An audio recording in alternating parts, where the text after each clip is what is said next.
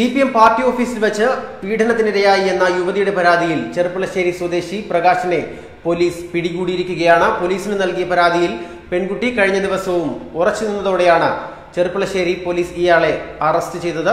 ചെറുപ്പുളശ്ശേരിയിലെ CPM area committee ഓഫീസിൽ പീഡനത്തിന് ഇരയായി എന്ന പരാതിയിൽ യുവതിയുടെ രഹസ്യമൊഴിയും കഴിഞ്ഞ ദിവസം രേഖപ്പെടുത്തിയിരുന്നു.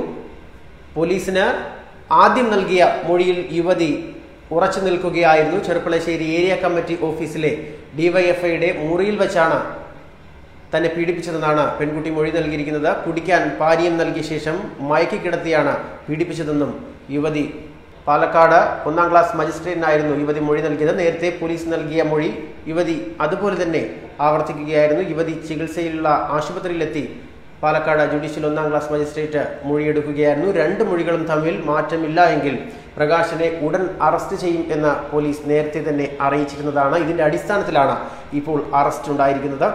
അതേസമയം പരാതിക്കാരിയും ആരോപണ വിധേയനും പാർട്ടിക്കാരല്ല എന്നാണ് CPM വിശദീകരണം നൽകിയത്. യുവതിയുടെ മൊഴിപ്രകാരമുള്ള വസ്തുതാ പരിശോധനയെല്ലാം നടത്തിയ ശേഷമാണ് ഇപ്പോൾ പോലീസ് അറസ്റ്റ് നടപടികളിലേക്ക് കടന്നിരിക്കുന്നത്. ലോക്സഭാ തെരഞ്ഞെടുപ്പിന് ഒരുങ്ങുന്ന ഈ വേളയിൽ ഈ പീഡന കേസ് CPMന് എന്തായാലും ഒരു കനത്ത തിരിച്ചടിയായിരിക്കുകയാണ്. അറസ്റ്റ് ഉണ്ടായതോടുകൂടി കൂടുതൽ വിഷയങ്ങൾ സങ്കീർണമാകുന്ന അവസ്ഥയിലേക്ക് പോവുകയാണ്.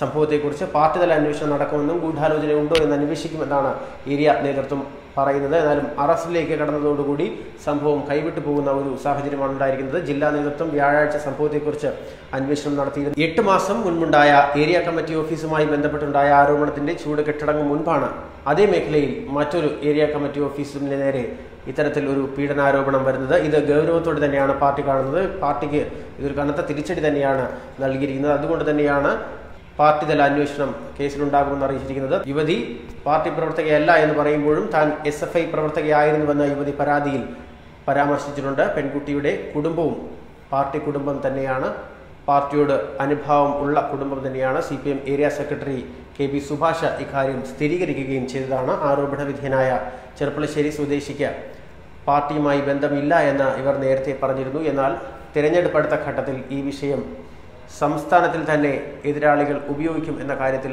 സംശയമില്ല. അറസ്റ്റ് കൂടി ഉണ്ടായ സാഹചര്യത്തിൽ ഇത് വലുതായി കത്തിക്കാനാകും പാർട്ടികൾ ശ്രമിക്കുക. കേരളത്തിൽ പാർട്ടി ഓഫീസുകൾ പീഡന കേന്ദ്രങ്ങളായി മാറിയെന്ന പ്രതിപക്ഷ നേതാവ് രമേശ് ചെന്നിത്തലയുടെ പ്രസ്താവന ഇതിനൊരു തുടക്കം മാത്രമായാണ് കരുതപ്പെടുന്നത്. വിഷയത്തിൽ സമരം നടത്തുമെന്ന് UDF-ഉം BJP-യും നേരത്തെ തന്നെ വ്യക്തമാക്കിയിരുന്നതാണ്. നേരത്തെ അറസ്റ്റ് ഉണ്ടാകുന്നതിന് മുമ്പാണ് UDF-ഉം BJP-യും ഇത്തരത്തിലൊരു പ്രതികരണം നടത്തിയിരുന്നത്. എന്തായാലും അറസ്റ്റ് സംഭവിച്ചതോടുകൂടി കാര്യങ്ങൾ കൂടുതൽ സങ്കീർണതയിലേക്ക് പോവുകയാണ്.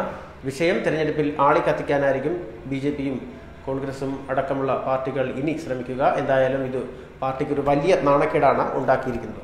ന്യൂസ് ഡെസ്ക് മലയാളി വാർത്ത.